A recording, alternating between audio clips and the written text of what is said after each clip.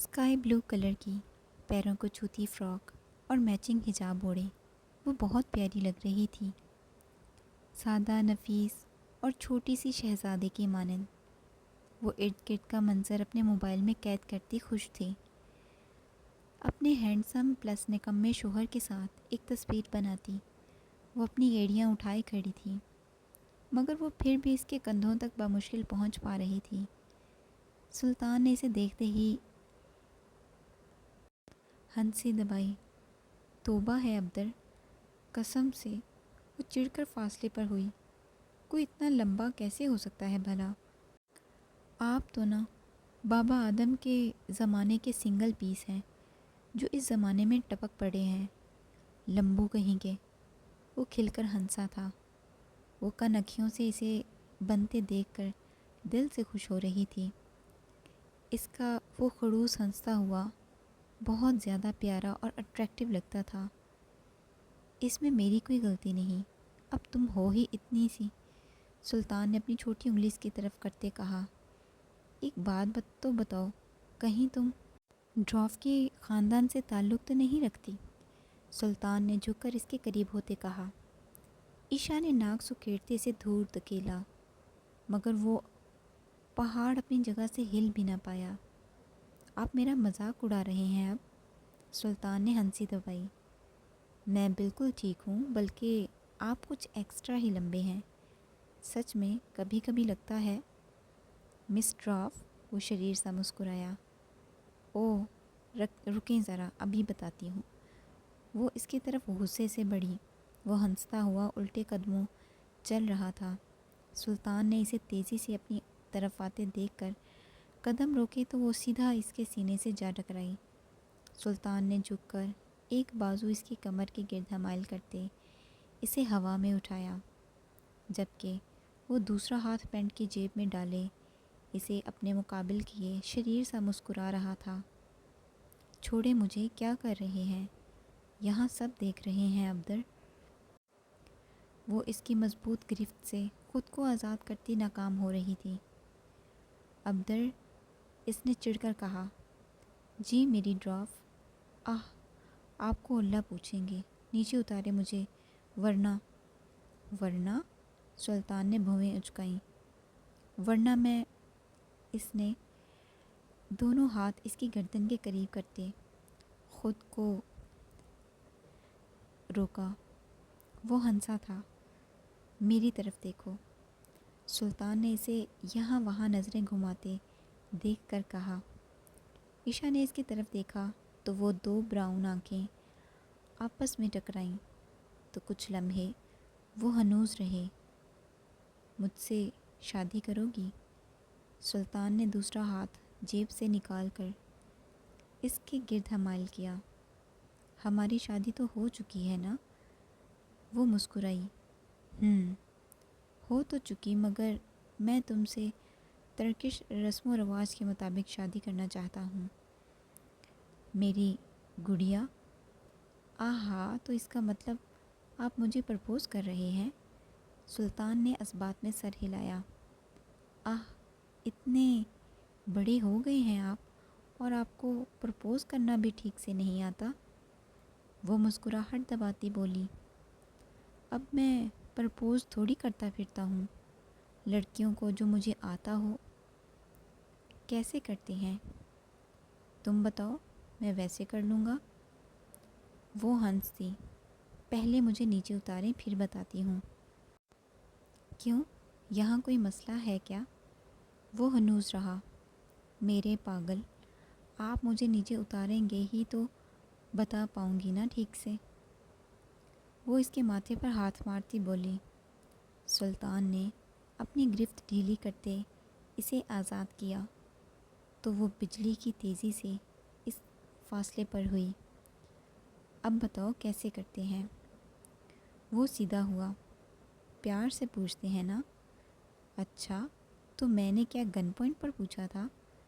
ارے پاگل، ایسے نہیں۔ وہ بنی، پیار سے کہتے ہیں۔ عشا نے قریب ہوتے اس کے کان میں کچھ کہا تو اس کے ہینڈسم چہرے پر مسکراہٹ دوڑی۔ وہ دل کے مقام پر ہاتھ رکھتا سیدھا ہوا.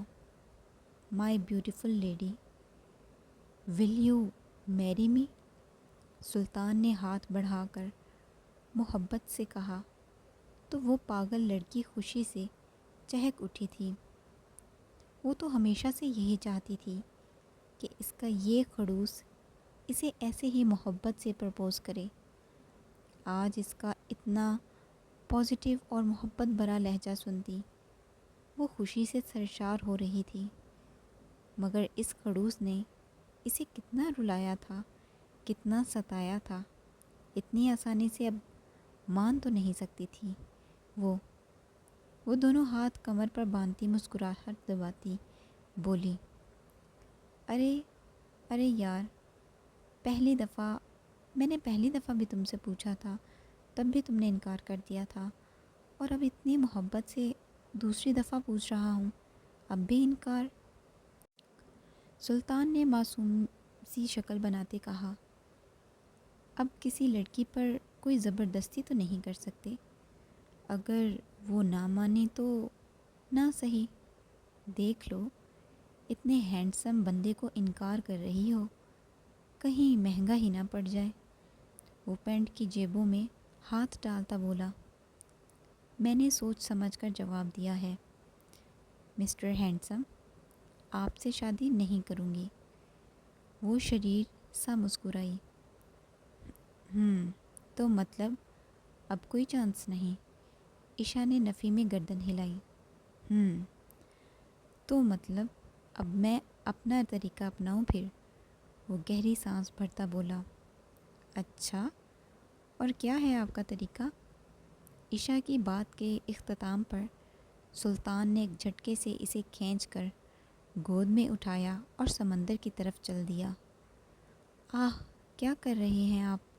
ابدر، مجھے نیچے اتاریں. وہ اس کی گرفت سے نکل رہی تھی. وہ اس کی بات انسنی کرتا پانی کی گہرائی کی طرف بڑھا تھا. ابدر، آپ پانی کے اندر کیوں جا رہے ہیں؟ وہ مسکراتا ہوا گہرائی میں پہنچا تو وہ اچھل کر اس کی گردن سے چپکی. پلیز نہیں، مجھے پانی سے ڈر لگتا ہے، پلیز یہاں سے باہر. سلطان نے اپنی گرفت ڈھیلی کی تو وہ اپنے بازو پوری طرح سے اس کے گرد حمائل کرتی چیخ پڑی. وہ شریر سا بننے میں مصروف تھا. پلیز یہاں سے باہر چلیں، میں ڈوب جاؤں گی، میں مر جاؤں گی. ابدر، مجھے پانی سے بہت زیادہ ڈر لگتا ہے. سلطان نے تھوڑا گہرائی میں ہوتے اسے اپنی گرفت سے آزاد کیا، مگر وہ کسی چھپکلی کی طرح اس کی گردن کے گرد بازو حمائل کیے چپکی زور زور سے چیخ رہی تھی. تو میری پیاری بیوی، اب بتاؤ ذرا. پانی کی ٹھنڈی لہر اس کے وجود سے ٹکرائی تو اس کی ایک زوردار چیخ بلند ہوئی. کرو گی مجھ سے شادی؟ ہاں کروں گی. 1 2 3 جتنی دفعہ آپ کہیں گے کروں گی. پلیز یہاں سے نکالیں مجھے، پلیز. ابدر، اس کے اقرار پر سلطان کا بلند قہقہ گونجا. کیا کہا تم نے؟ مجھے سنائی نہیں دیا. پھر سے کہنا ذرا. ارے پاگل انسان، آپ پورے پاگل ہیں. مجھے مارنے کا ارادہ ہے اب آپ کا. وہ ہنسا. شادی کرو گی مجھ سے؟ جی کروں گی نا. کتنی دفعہ؟ 100 دفعہ بس. سلطان نے اسے تھام کر اوپر اٹھایا تو اس کا ڈوبتا وجود ہوا میں لہرایا. عشا نے گہری سانس بھری. آپ پاگل ہیں قسم سے، پورے کے پورے. وہ غصے سے بول رہی تھی اور وہ مسلسل ہنس رہا تھا. اب آئی نا لائن پر. وہ اسے مضبوطی سے تھامتا کنارے کی طرف بڑھا. سلطان نے اپنا کوٹ اس کے گرد پھیلایا تو عشا نے ایک تیکھی نگاہ سے اسے دیکھا. آپ بہت زیادہ برے ہیں ابدر. کوئی ایسے بھی کرتا ہے بھلا؟ وہ کانپتی ہوئی غصے سے بول رہی تھی۔ ارے بھائی، میں نے تو سیدھا سیدھا شرافت سے پوچھا تھا، مگر وہ کیا ہے نا، میری الٹی بیوی کو سیدھی باتیں ذرا سمجھ میں نہیں آتی، تو پھر اس کے نکمے شوہر کو اپنا طریقہ اپنانا پڑتا ہے۔ وہ قریب ہوا تو عشا نے اسے زور لگا کر دور کیا۔ دور رہیں مجھ سے، آپ بہت برے ہیں۔ ہا ہا ہا، وہ کھل کر ہنستا اسے اپنے مضبوط گرفت میں قید کر گیا۔ نہ جانے کتنی ہی دیر وہ اسے اپنی آغوش میں بھرے کنارے سے دور بیٹھا رہا۔ وہ گہری سانسیں بھرتی اپنی دھڑکنوں کو نارمل کر رہی تھی۔ آپ جانتے ہیں نا، مجھے پانی سے کتنا ڈر لگتا ہے۔ ایسا لگتا ہے جیسے اگر میں دوبارہ وہاں گئی تو میری سانسیں رک جائیں گی، دم گھٹتا ہے میرا۔ وہ دھیرے سے بولی، میرے ہوتے تمہیں لگتا ہے، میرے ہوتے تمہاری سانسیں یہ پانی روک سکتا ہے؟ اس کے لیے میں ہوں نا۔ اس نے مسکراہٹ دبائی۔ آپ بہت برے ہیں۔ کوئی ایسے بھی پرپوز کرتا ہے بھلا؟ آپ بھی الٹے ہیں، آپ کے سب کام بھی الٹے ہیں۔ بیوی بھی تو الٹی ہی پائی ہے۔ اب تمہیں میرا طریقہ ہی سمجھ آتا ہے تو اس میں میری کیا غلطی؟ اور ویسے بھی ہماری زندگی میں آج تک جو بھی ہوا دھماکے دار ہوا، تو میرج پرپوزل بھی تو ایسا ہی ہونا چاہیے تھا نا، دھماکے دار۔ وہ اس کے کان کے قریب ہوتا بولا، اور میں مر جاتی تو پانی میں ڈوب جاتی تو؟ وہ اس کے چہرے کی طرف غصے سے دیکھتے بولی، میری آغوش میں ہوتے ہوئے تمہیں لگتا ہے کہ تم ڈوب سکتی ہو؟ تمہیں لگتا ہے کہ تمہاری سانسیں رک سکتی ہیں؟ سلطان کے ہوتے ہوئے اگر کبھی ایسا ہوا تو سلطان تمہیں اپنی سانسیں دے کر تمہاری یہ پیاری سی زندگی پھر سے بحال کر دے گا۔ وہ مسکرائی۔ تمہاری یہ مسکراہٹ میری زندگی کو خوبصورت بناتی ہے، اور آپ کا ساتھ میری زندگی کو خوبصورت بناتا ہے۔ وہ اس کے سینے سے جا لگی۔ عشا جی۔ وہ قریب ہوا۔ تم میرا سکون ہو۔ وہ مسکراتی ہوئی گہری سانس بھرتی مطمئن ہوئی۔ یہ الفاظ اسے ہمیشہ سے ہی سکون دیتے تھے، مگر آپ ابھی بھی برے ہیں۔ وہ مسکرایا۔ سلطان نے اس کا اسکارف اتارتے وہ خوبصورت بال اس کی کمر پر گرائے۔ وہ اس کا اسکارف اپنی گردن کے گرد لپیٹے اس کے بالوں میں چہرہ چھپائے آنکھیں موند گیا۔ ٹھنڈی اور پرسکون ہوا میں لہراتے وہ خوبصورت بال اس مضبوط اور بے رحم شخص کے چہرے کی مسکراہٹ کا سبب بن رہے تھے۔ پرسوں وہ خوبصورت دن ہوگا جب تم اس پوری دنیا کے سامنے میری ہو جاؤ گی، ہمیشہ کے لیے۔ سلطان کی بیوی، عبدالباری کی عشا۔ وہ دن میری زندگی کا سب سے خوبصورت دن ہوگا۔ میں تمہیں اس سفید رنگ کے خوبصورت لباس میں میرے لیے سجا اور میرے لیے سنگھار کیے دیکھنا چاہتا ہوں۔ وہ اس کے بالوں کو تھام کر ان پر محبت بھرا بوسہ دیتے اس کی آنکھوں میں دیکھ رہا تھا۔ وہ پاگل سی لڑکی حیا سے نگاہیں جھکائے اس کا ہر لفظ اپنی روح تک اترتا ہوا محسوس کر رہی تھی۔ آہ، پرسوں اتنی جلدی؟ وہ مسکرایا۔ میں تو ابھی کہنے والا تھا، مگر کچھ ضروری لوگ ہیں جنہیں مدعو کرنا لازمی ہے، اس لیے ایک دن کا وقت ہے تمہارے پاس، جاؤ کیا یاد کرو گی؟ آہ، کچھ زیادہ نہیں یہ وقت؟ تمہارے لیے بس اتنا ہی کافی ہے۔ وہ مسکرائی۔ سلطان، گھر چلیں، کافی شام ہو گئی ہے۔ اس نے ایک گہری سانس بھرتے آس پاس دیکھا تو روشنیوں کا بسیرا بڑھ چکا تھا۔ لوگوں کی آمد و رفت مزید بڑھ چکی تھی۔ سمندر کنارے لگی روشنیوں میں وہ دو وجود اپنی محبت کی ایک نئی داستان لکھنے جا رہے تھے، جو خوبصورت بھی ہونے والی تھی اور تکلیفوں، آزمائشوں اور تلخیوں سے بھرپور بھی۔